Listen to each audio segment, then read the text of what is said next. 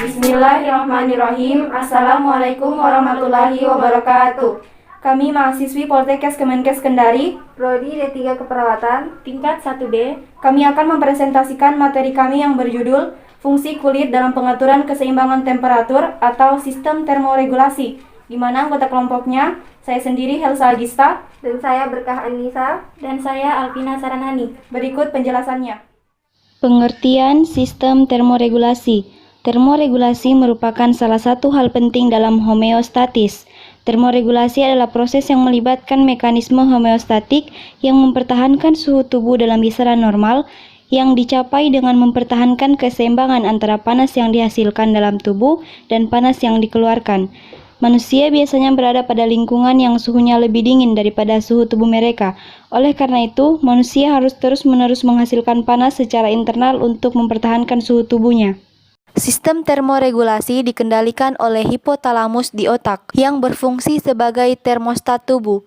Hipotalamus, sebagai pusat integrasi termoregulasi tubuh, menerima informasi aferen mengenai suhu di berbagai bagian tubuh dan memulai penyesuaian-penyesuaian terkoordinasi yang sangat rumit dalam mekanisme penambahan atau pengurangan panas sesuai dengan keperluan untuk mengkoreksi setiap penyimpangan suhu inti dari patokan normal. Hipotalamus mampu berespon terhadap perubahan suhu darah sekecil 0,01 derajat Celcius. Tingkat respon hipotalamus terhadap penyimpangan suhu tubuh disesuaikan dengan cara yang sangat cermat, sehingga panas yang dihasilkan atau dikeluarkan sangat sesuai dengan kebutuhan untuk memulihkan suhu ke normal. Termoreseptor perifer terletak di dalam kulit, memantau suhu kulit di seluruh tubuh dan menyalurkan informasi mengenai perubahan suhu permukaan ke hipotalamus. Termoreseptor sentral terletak di antara hipotalamus anterior, medula spinalis, organ abdomen, dan struktur internal lainnya juga untuk mendeteksi perubahan suhu darah. Dalam hipotalamus terdapat dua pusat pengaturan suhu, yaitu regio posterior yang diaktifkan oleh suhu dingin dan kemudian memicu refleks-refleks yang memperantarai produksi panas dan konveksi panas. Regio anterior yang diaktifkan oleh rasa hangat memicu refleks-refleks yang memperantarai pengurangan panas. Sensor dalam sistem termoregulasi adalah hipotalamus dan reseptor kulit atau reseptor perifer. Sedangkan efektor adalah kelenjar keringat dan kapiler kulit. Efektor ini memiliki 3 mekanisme yang terlibat dalam termoregulasi, yaitu 1. Perubahan tingkah laku yang secara kuantitatif mekanisme ini lebih efektif. Yang kedua, respon vasomotor yang ditandai vasokontriksi pembuluh darah dan piloereksi sebagai respon terhadap dingin, dan vasodilatasi dan berkeringat sebagai respon terhadap panas. Yang ketiga, menggigil dan peningkatan rata-rata metabolisme. Terdapat 4 mekanisme penghilangan panas, yaitu 1. Konduksi.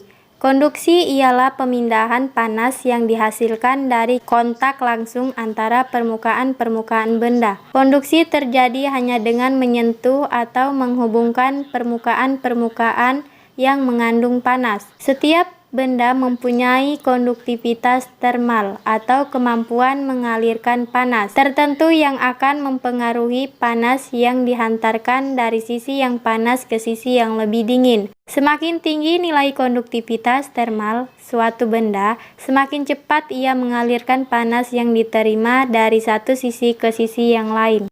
2. Konveksi. Konveksi merupakan transfer panas melalui gerakan udara. Ketika tubuh kehilangan panas melalui konduksi ke udara sekelilingnya yang lebih dingin, udara yang berkontak langsung dengan tubuh akan menjadi lebih hangat karena udara hangat lebih ringan atau kurang padat dibandingkan dengan udara dingin. Maka udara yang hangat tersebut akan bergerak ke atas, sementara udara yang lebih dingin bergerak ke kulit menggantikan udara panas yang telah pindah tersebut. Proses ini terjadi secara berulang-ulang. Yang ketiga, radiasi. Radiasi merupakan transfer panas dari permukaan suatu objek ke permukaan objek lainnya. Tanpa kontak langsung antara keduanya, radiasi adalah gelombang panas yang berjalan melalui ruang atau gelombang elektromagnetik. Radiasi akan meningkat saat perbedaan suhu antara kedua objek semakin besar. Tubuh dapat mengalami pengurangan panas melalui radiasi ke benda-benda di lingkungan yang permukaannya lebih dingin daripada permukaan kulit. Misalnya, dinding bangunan, perabot rumah tangga, seperti meja kursi. Secara rata-rata, manusia kehilangan hampir separuh energi panas mereka melalui radiasi.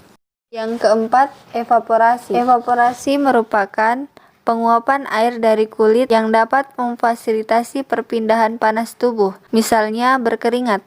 Saat suhu tubuh meningkat, hipotalamus anterior memberikan sinyal kepada kelenjar keringat untuk melepaskan keringat melalui saluran kecil pada permukaan kulit atau pori-pori. Keringat akan mengalami evaporasi sehingga terjadi kehilangan panas.